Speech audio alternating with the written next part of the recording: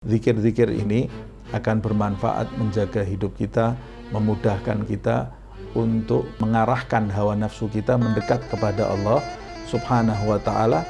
Dan zikir ini tentunya juga bisa menjadikan perisai bagi kita dari segala keburukan. Pantas bagi kita untuk segera mencari buku ini, dan yang lebih penting lagi mengamalkannya di dalam kehidupan sehari-hari, agar kita termasuk hamba-hamba yang beruntung di kemudian hari.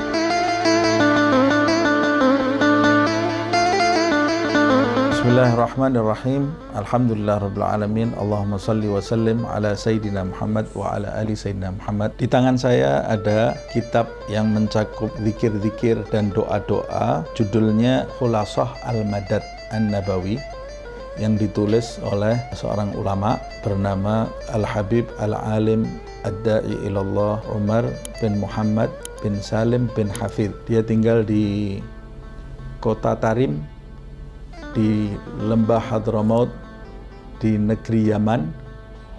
Semoga Allah memanjangkan usia beliau, dan semoga Allah menjadikan kita termasuk orang-orang yang mendapatkan manfaat dari petunjuk dan kehidupan beliau. Amin ya rabbal alamin. Habib Umar bin Hafidh ini, dia termasuk pengasuh di pesantren Darul Mustafa yang terdapat di Tarim juga. Murid-muridnya dari berbagai mancanegara, termasuk yang terbanyak dari Indonesia. Di sana diajarkan syariat Islam dan diajarkan pula akhlak Nabi Muhammad SAW. Diajarkan juga pelajaran tasawuf yang menjadikan seseorang itu memiliki tabiat-tabiat yang terpuji di sisi Allah Subhanahu wa Ta'ala jika dia mengamalkan pelajaran tersebut di dalam kehidupan sehari-hari. Nah, di antara ajaran yang beliau sampaikan, dan tentunya sumber ajarannya adalah tarekat Bani Alawi.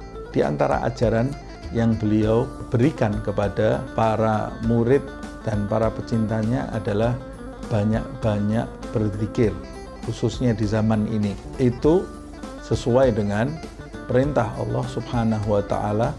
Allah berfirman, "Udzkurullaha dzikran katsira." Sebutlah atau ingatlah Allah Subhanahu wa Ta'ala dengan sebutan yang sebanyak-banyaknya. Di ayat yang lain, qiyaman wa qu'udan wa ala junubihim. Kamu diperintahkan berzikir dalam kondisi berdiri atau duduk, atau bahkan dalam kondisi berbaring. Di ayat yang lain, pagi dan petang kita diperintahkan untuk berzikir mengingat Allah Subhanahu wa Ta'ala. Nah, di dalam kitab Khulasatul Madad ini terdapat zikir-zikir yang diatur secara tertib oleh beliau.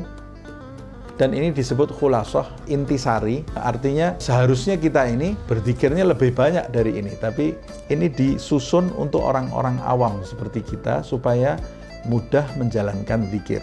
Dan disusun secara tertib, ada zikir sebelum azan subuh, kemudian zikir setelah sholat subuh, kemudian zikir setelah sholat duhur, lalu zikir setelah sholat asar, zikir antara maghrib dan isya, zikir setelah sholat isya, dan juga diajarkan di dalamnya zikir setelah sholat. Begitu juga ada zikir ketika bangun tidur, ketika jalan ke masjid, ketika keluar dari rumah, dan beberapa zikir lainnya, agar supaya kita ini hidup selalu mengingat Allah Subhanahu wa Ta'ala. Orang yang selalu mengingat Allah Subhanahu wa Ta'ala, di dalam ayat suci Al-Quran disebutkan, "Fadhkuruni adzkurkum." Kata Allah Subhanahu wa Ta'ala, ingatlah kalian kepadaku, maka aku akan mengingat kalian. Coba kita bayangkan bagaimana kondisi kita jika diingat-ingat oleh zat yang memiliki alam semesta ini. Pasti kita akan diprioritaskan, doa kita akan selalu didengar, dan hidup kita akan selalu dipandang dengan pandangan penjagaan oleh Allah Subhanahu wa Ta'ala. Kekurangan kita akan selalu dimaafkan karena kita selalu diingat atau disebut-sebut oleh pencipta alam semesta ini. Itu diantara salah satu manfaat bagi orang yang berzikir. Nah, zikir-zikir ini akan bermanfaat menjaga hidup kita, memudahkan kita untuk mengarahkan hawa nafsu kita mendekat kepada Allah Subhanahu wa ta'ala. Dan zikir ini tentunya juga bisa menjadikan perisai bagi kita dari segala keburukan diri kita sendiri dan keburukan makhluk Allah Subhanahu wa ta'ala yang berniat tidak baik menghalangi kita mendekat kepada Allah Subhanahu wa ta'ala. Nah, saya kira pantas bagi kita untuk segera mencari buku ini, dan yang lebih penting lagi mengamalkannya di dalam kehidupan sehari-hari agar kita termasuk hamba-hamba yang beruntung di kemudian hari. Amin ya rabbal alamin.